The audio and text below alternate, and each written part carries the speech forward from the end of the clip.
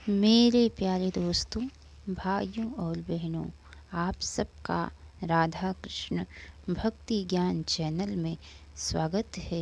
आज मैं आप सबको भक्त नरसिंह मेहता की कथा सुनाने जा रही हूँ, जो कि बड़ी अच्छी और बड़ी पावन है।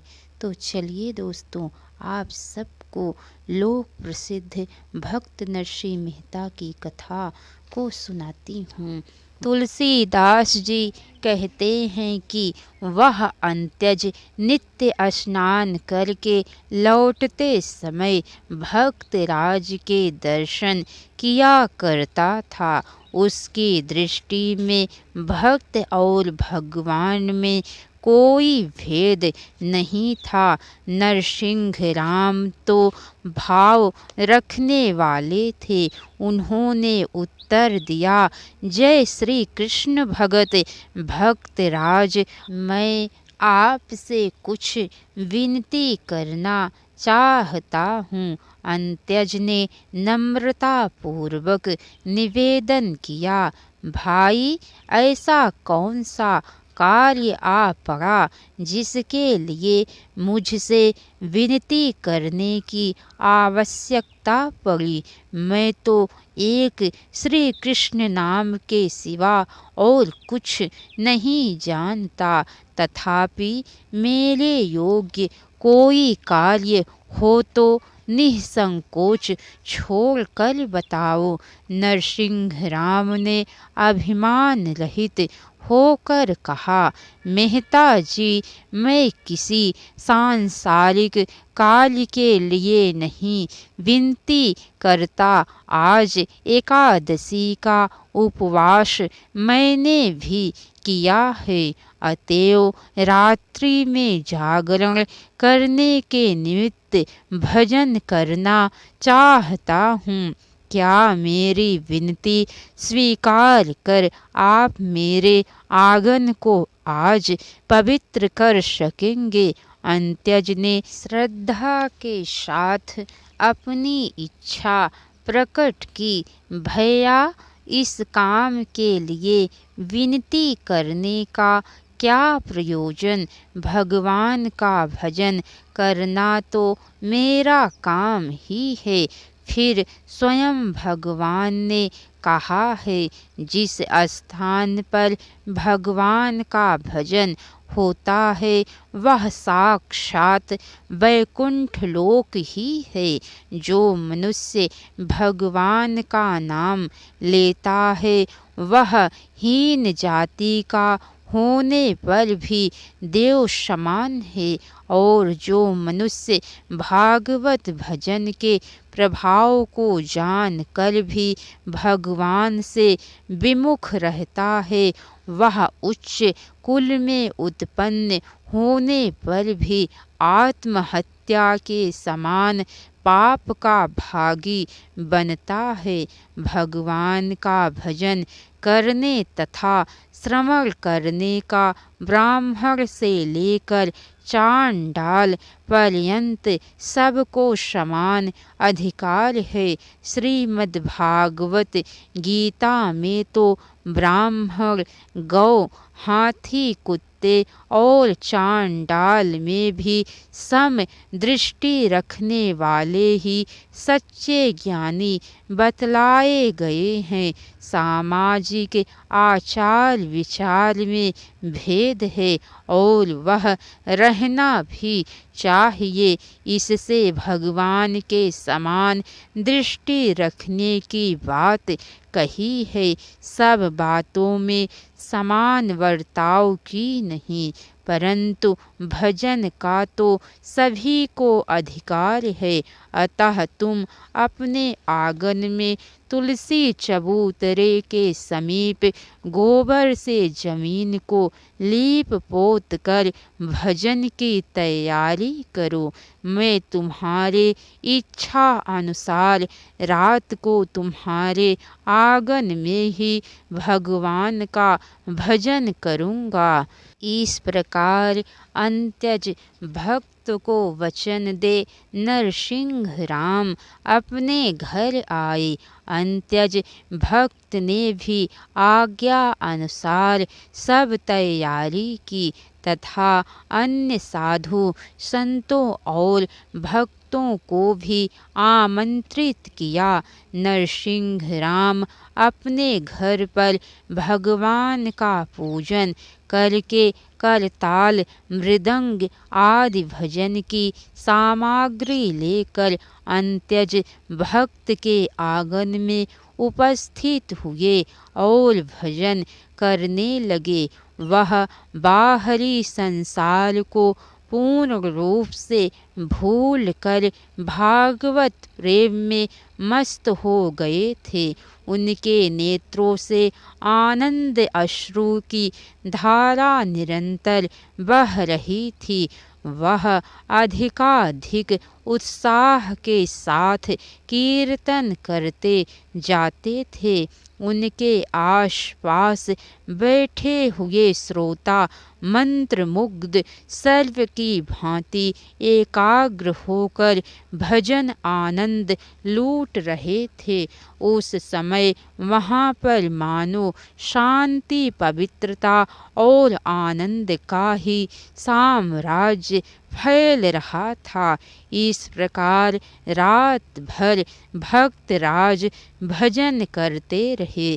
उधर घर में मालकबाई के स्वर से धीरे धीरे भीषण रूप धारण कर लिया।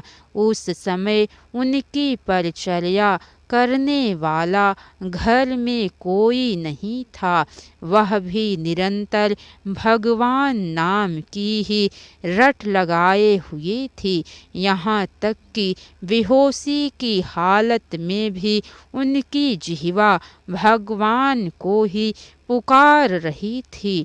मानो उसने संसार से सारा संबंध तोड़कर समाधिस्थ अवस्था में केवल भगवान से ही संबंध जोड़ लिया था। प्रातः काल भजन समाप्त कर जब नरसिंह राम घर आए तो देखा कि पत्नी मरणासन्न अवस्था में है, केवल अंतिम सांसें गिन रही है। नरसिंह जी पत्नी की यह हालत देखकर उसकी सेवा में लग गए और भगवान नाम सुनाते हुए उसकी सेवा करने लगे। परंतु भगवान का विधान कुछ और था। पति के आने पर उसने एक बार आंखें खोलकर उनके दर्शन किए और अंतिम बार भगवान के नाम का जोर से उच्चारण करके इस मृत्युलोक से सदा के लिए नाता तोड़ लिया। उस समय का दृश्य वज्र हृदय मनुष्य को भी पिघलाने की शक्ति रखता था। फिर इकलौते नवविवाहिता युवक पुत्र की मृत्यु तथा प्रौढ़ अवस्था में सहधर्मिणी का देहांत, दोनों विपत्तियों का एक साथ आना संसार में दुख की परम विधि ही कही जाती है। परंतु फिर भी वीतराग भक्त प्रवर नरसिंह मेहता एकदम स्थिर और शांत थे। वह वास्तव में इस जन्म मरणमय संसार में रहते ही कहाँ थे। जो यहाँ के दुख शोक उन्हें स्पर्श करते वह तो सदा किसी दूसरे ही दिव्य लोक में निवास करते थे, जहाँ निरंतर एक रस आनंद प्रवाहित होता रहता है। पत्नी का वियोग देखकर भक्तराज ने विचार किया कि इस संसार में जिस वस्तु के साथ रहने के कारण मैं संसारी कहलाता था, आज उस वस्तु स्त्री को भी परमात्मा ने मुझसे अलग कर दिया। भगवान ने यह अनुग्रह ही किया। भजन करने में सहायता देने वाली संगिनी का वियोग हो गया, परंतु संभव है इससे भजन और भी बढ़े। फिर मनुष्य को उचित है कि गई बात का शोक ना करे। भगवान की इच्छा से जो कार्य होता है वह न्यायपूर्ण और मंगलमय ही होता है। दुख आ पड़ने पर शोक करने से मनुष्य को मिल भी क्या सकता है। गीता में भगवान श्री कृष्ण ने भी यह आज्ञा दी है कि अर्थात जो कभी हर्षित नहीं होता, द्वेष नहीं करता, शोक नहीं करता, कामना नहीं करता तथा जो शुभ अशुभ कर्मों के फल का त्यागी है, वह भक्तिमान पुरुष मुझे प्रिय है। अतः इस संसार का क्षणिक सुख आने पर हर्ष और दुख आने पर शोक करना भागवत आज्ञा का उल्लंघन करना है। इस प्रकार विचार कर उन्होंने शांत चित्त होकर पत्नी का विधि पूर्वक अग्नि संस्कार किया तथा शेष अस्थियों को गंगा जी में बहाकर घर आए। इधर अंत्यज के घर कीर्तन करने का समाचार नागर जाति में फैल गया। दुर्जन मनुष्य बुराई करने में चतुर तो होते ही हैं, एन केन प्रकारेण अन्य मनुष्यों के साथ द्वेष करने में ही वे अपने कर्तव्य की इतिश्री समझते हैं। इस तरह के नागरों को नरसिंह राम की निंदा करने का एक बहाना मिल गया। नागरों के चौरे पर नरसिंह राम की चर्चा जोरों से शुरू हो गई। चाचा जी उस भगत ने तो अब जात पात की मर्यादा को भी रसातल पहुंचा दिया। वह अब हद से बाहर जाने लगा है। हमारा दुर्भाग्य है जो हमारी जाति में ऐसा बगुला भगत पैदा हुआ। एक नागर युवक ने श्री गणेश किया, आखिर बात क्या है, स्पष्ट क्यों नहीं कहते? क्या तुम उस जादूगर से डरते हो? सारंगधर मेहता ने गंभीरता पूर्वक कहा। राधे राधे दोस्तों, हरे कृष्णा। तो कैसी लगी कथा लाइक करके कमेंट बॉक्स में ज़रूर बताइएगा। अगर हो सके तो एक बार शेयर भी ज़रूर कीजिएगा। इसके आगे की कथा दोस्तों आप सबको कल सुनने को मिलेंगी। तो राधे राधे दोस्तों, हर हर महादेव।